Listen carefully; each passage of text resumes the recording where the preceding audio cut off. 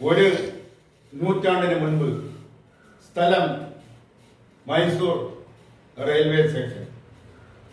Train വരുന്നതും കാത്ത് railway സ്റ്റേഷനിൽ ഒരു ചെറിയ ജനക്കൂട്ടമുണ്ട്. ഇന്നത്തെ ട്രെയിനല്ല, കൽക്കരിയിൽ ഓടുന്ന ട്രെയിൻ.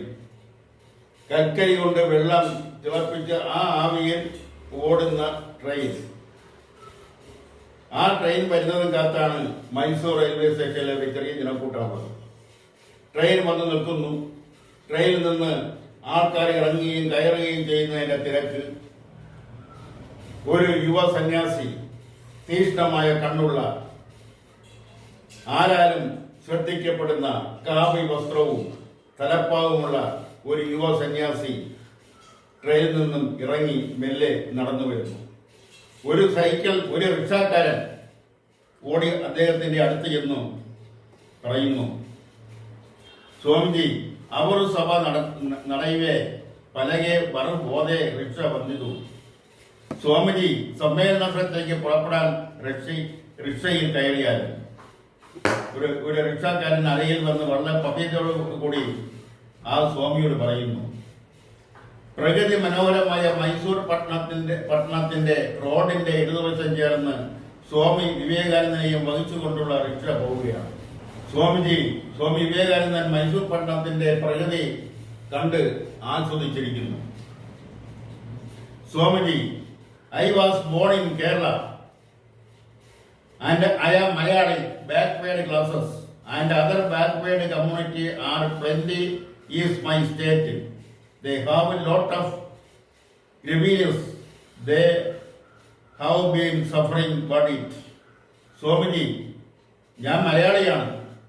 എന്റെ നാട്ടിൽ പിന്നോക്ക ജാതിക്കാരും ദളിത് വിഭാഗത്തിൽപ്പെട്ടവരും അനുഭവിച്ചുകൊണ്ടിരിക്കുന്ന ദുരിതങ്ങൾ ഭീകരമാണ്.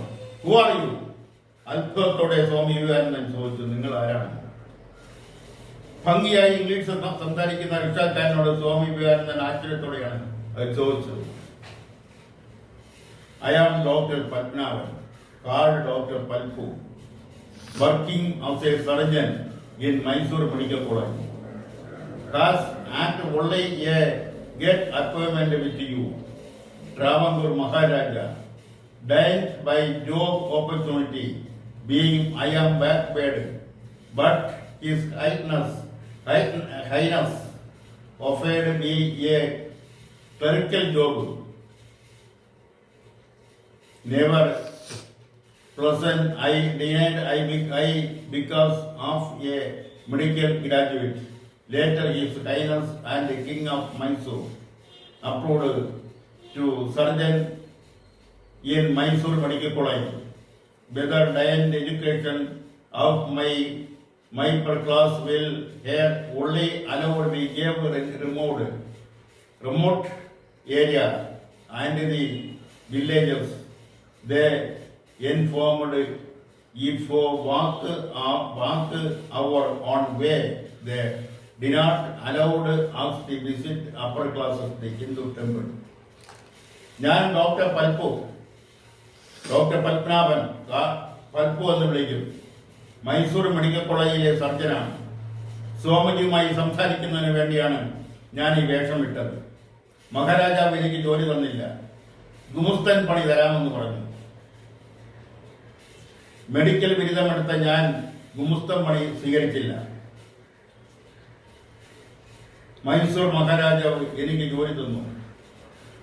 സഭകൾ നടക്കുന്ന വഴിയിൽ കൂടി നടക്കാനോ ക്ഷേത്രത്തിൽ പോകാനോ കുട്ടികളെ സ്കൂളിൽ ചേർക്കാനോ പഠിപ്പിക്കാനോ സ്വാതന്ത്ര്യമില്ല.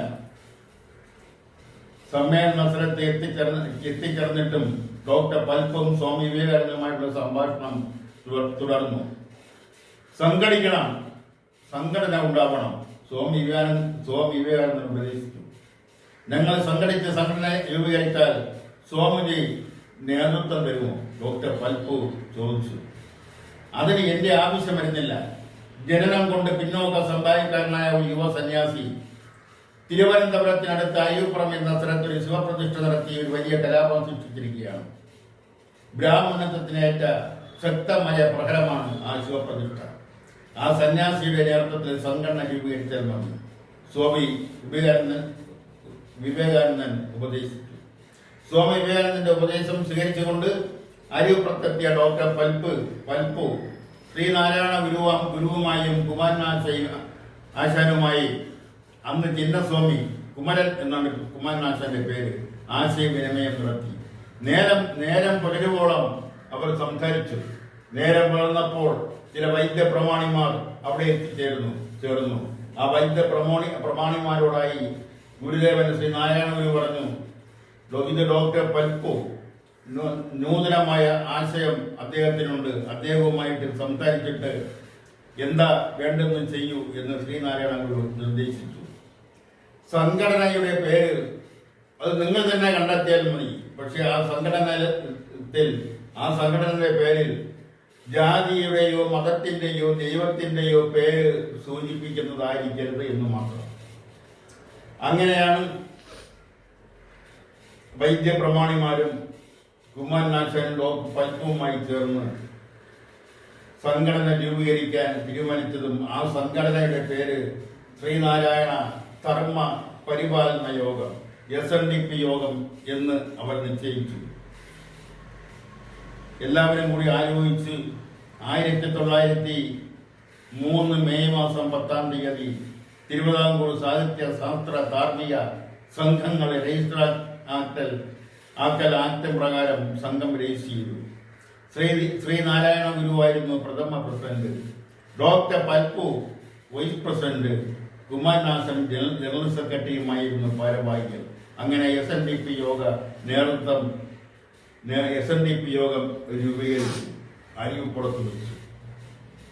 എന്നാൽ SNDP യോഗവുമായി ശ്രീ ഗുരുദേവനുമായി സ്വരച്ചേർച്ചയുണ്ടായി. അദ്ദേഹം അഭിപ്രായ ഭിന്നത രൂക്ഷമാകുകയും 1916 മെയ് മാസം 22-ാം തീയതി ശ്രീനാരായണ ഗുരു SNDP യോഗത്തിന്റെ പ്രസിഡന്റ് സ്ഥാനം രാജിവെക്കുകയും പ്രാഥമിക അംഗത്വം രാജിവെച്ചു. കാരണം വാർഷിക സമ്മേളനത്തിൽ നേതൃത്വം മാറണമെന്ന് ശ്രീനാരായണ ഗുരു ആവശ്യപ്പെട്ടു. എന്നാൽ ശ്രീനാരായണ ഗുരു മാറുന്നതിനോട് ആർക്കും യോജിപ്പുണ്ടായിരുന്നില്ല. അവിടെ ശ്രീനാരായണ ഗുരുദേവൻ മാറാൻ അനുവദിച്ചില്ല. അപ്പോൾ ഗുരുദേവൻ പറഞ്ഞത്, ഞാൻ മാറുന്നില്ല, പകരം വൈസ് പ്രസിഡന്റ് സ്ഥാനത്ത് നിന്ന് ഡോക്ടർ പൽപ്പു മാറട്ടെ. അവിടെ കൂടിയിരുന്നവർ ചോദിച്ചു, വാർഷിക സമ്മേളനത്തിൽ ചോദിച്ചു, പകരമാരും വൈസ് പ്രസിഡന്റ് ആയിട്ട് മന്നത്ത് പത്മനാഭൻ വരട്ടെ, ജനറൽ സെക്രട്ടറി സ്ഥാനത്ത് നിന്ന് കുമാരൻ മാറട്ടെ, പകരമാര് അയ്യാങ്കാളി വരട്ടെ.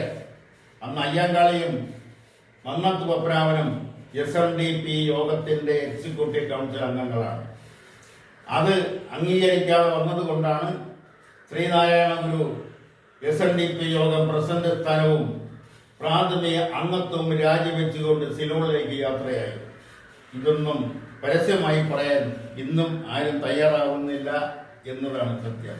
ഇന്ന് SNDP യോഗം എന്ന് പറയുന്നതും SN ട്രസ്റ്റ് എന്ന് പറയുന്നതും ശിവഗിരി മഠം എന്ന് പറയുന്നതും നാരായണ ഗുരുകുലം എന്ന് പറയുന്നതും 4 ബ്രാഞ്ചുകളായി പ്രവർത്തിക്കുകയാണ്. ഇതിൽ SNDP യോഗവും SN ട്രസ്റ്റിന്റെയും ജനറൽ സെക്രട്ടറി ശ്രീ വെള്ളാപ്പള്ളി നടേശനാണ്. ശിവഗിരി മഠത്തിന്റെ അവകാശികൾ എന്ന് പറയുന്നത് 52 സന്യാസിമാരാണ്. ആ 52 സന്യാസിമാരിൽ പ്രീതാനന്ദ സ്വാമി എന്ന സന്യാസിയെ വർഷങ്ങളായി കാണാനില്ല. ആ സന്യാസിയെ കണ്ടെത്തുന്നതിനുള്ള ക്രൈംബ്രാഞ്ചിന്റെ അന്വേഷണം തുടരുകയാണ്. അദ്ദേഹം ഉത്തരേന്ത്യയിൽ ഉണ്ടെന്ന് ആ ക്രൈംബ്രാഞ്ചിന്റെ അന്വേഷണം നടത്തിയ SP ജോർജ് കുട്ടി പറയുന്നു. എന്റെ സുഹൃത്താണ് ജോർജ് കുട്ടി. അദ്ദേഹം ഉത്തരേന്ത്യയിൽ നിന്നും വർക്കലയുള്ള പ്രകൃതി ചികിത്സാലയത്തിന്റെ ഒരു പ്രകൃതി വൈദ്യനായ വിജയം വൈദ്യർ കഴിച്ച ഒരു കത്ത് ഉണ്ട്. ആ കത്തിൽ അദ്ദേഹം ഏറ്റവും കൂടുതൽ വിമർശിക്കുന്നത്, ഞാൻ വർക്കല ശിവഗിരി മഠം വിട്ടുപോകാനുണ്ടായ കാരണം ശ്രീ വെള്ളാപ്പള്ളി നടേശനാണെന്ന് ആ കത്തിൽ പറയുന്നു. അതിന്റെ സത്യാവസ്ഥയിലേക്ക് കടക്കുന്നില്ല. അത് എന്താണെന്ന് അതിന്റെ മറ്റു കാരണങ്ങളിലേക്കും കടക്കുന്നില്ല.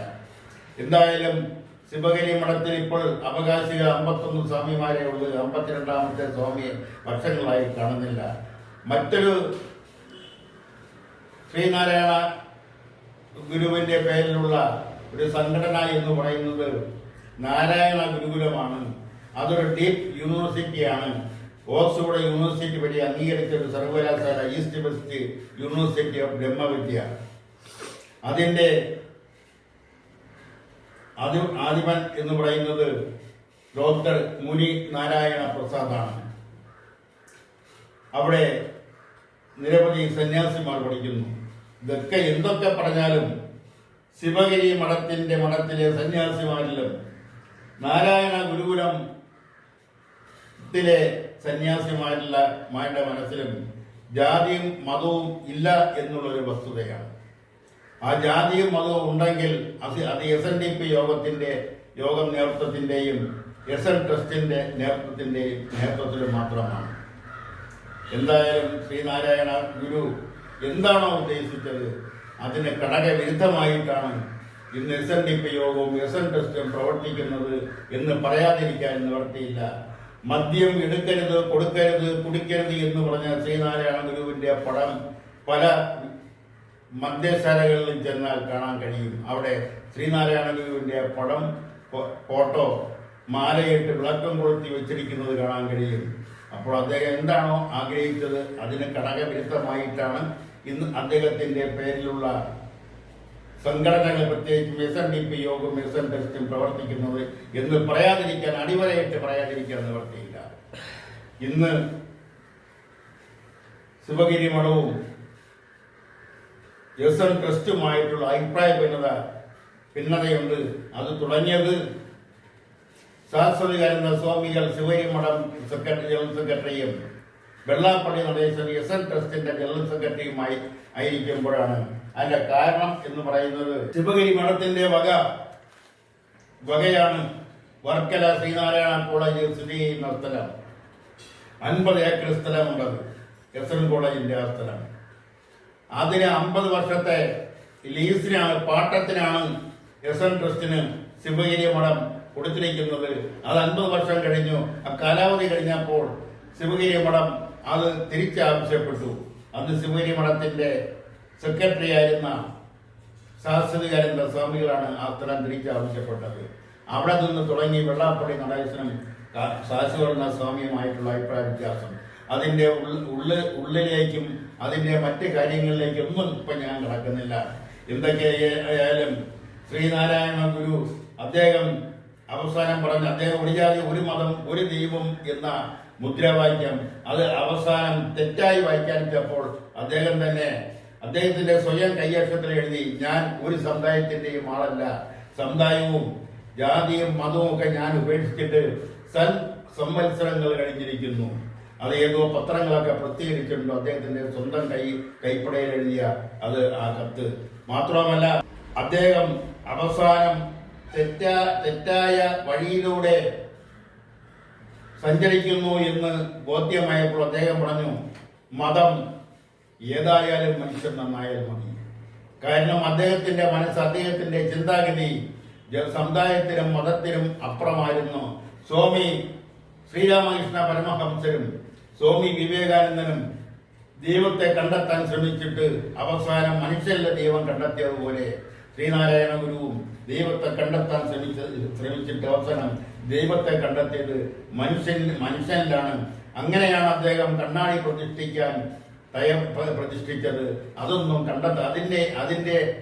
കണ്ടെത്താൻ കഴിയാതെ അതിന്റെ ഉള്ളിലേക്കൊന്നും കഴിയാനുള്ള ബൗദ്ധികമായ ശക്തി ഇന്നത്തെ SNDP യോഗം പ്രവർത്തകർക്കോ SN ട്രസ്റ്റിന്റെ പ്രവർത്തകർക്കോ ഇല്ല എന്ന് പറയേണ്ടി വന്നതിൽ ദുഃഖമുണ്ട്. ഇതോടെ ഇന്നത്തെ പത്രാധിപരുടെ പ്രതികരണം ഇവിടെ പൂർത്തിയാക്കുകയാണ്. നന്ദി, നമസ്കാരം.